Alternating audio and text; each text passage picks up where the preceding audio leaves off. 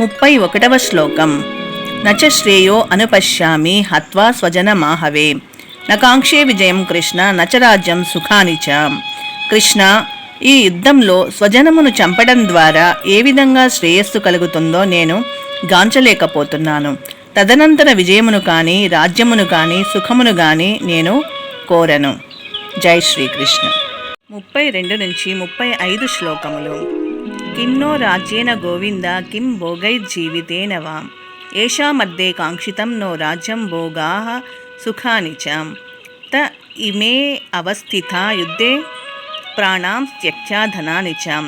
ఆచార్యాః పితరః పౌత్రాస్తథైవ చ పితామహాః మాతులాః శ్వశురాः పౌత్రాः శ్యాలాः సంబంధినస్తథా. ఏతాన్న హస్తుమిచ్చామి జ్ఞతో అపి మధుసూదన. అపి త్రైలోక్య రాజ్యస్య హేతోః కిం ను మహీకృతే నిహత్య దాతరాష్ట్రాన్నః కా ప్రీతి సా జనార్దన. జై శ్రీకృష్ణ.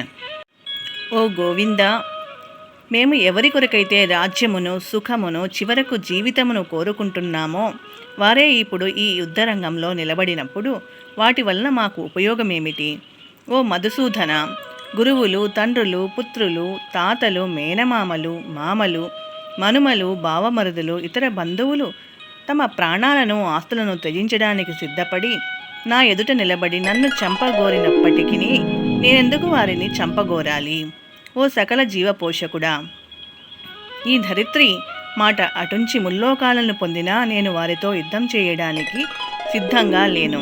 ధృతరాష్ట్రుని పుత్రులను చంపడం ద్వారా మేమెట్టి ఆనందమును పొందగలము. 36వ శ్లోకము. పాపమేవా శ్రయేదస్మాన్ హత్వైతానా తతాయినః తస్మాన్నార్హ వయం హంతుం ధార్తరాష్ట్రాన్ సబాంధవాన్ స్వజనం హి కథం హిత్వా సుఖినః శ్యామ మాధవ.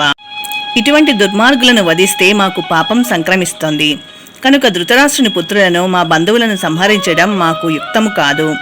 ఓ కృష్ణ, లక్ష్మీపతి, స్వజనులను వధించడం వలన మాకు కలిగే లాభమేమిటి? మేమెట్లా సుఖమును పొందగలము? జై కృష్ణ. 37-38 శ్లోకములు. యజ్ఞప్యేతేన పశ్యంతి లోభోపహత చేతసః కులక్షయకృతం దోషం మిత్రద్రోహే చ పాతకం కథనం జ్ఞేయమస్మాభిః పాపాదస్మాన్ నివర్తితుం కులక్షయకృతం దోషం ప్రపశ్యద్భిర్జనార్దన.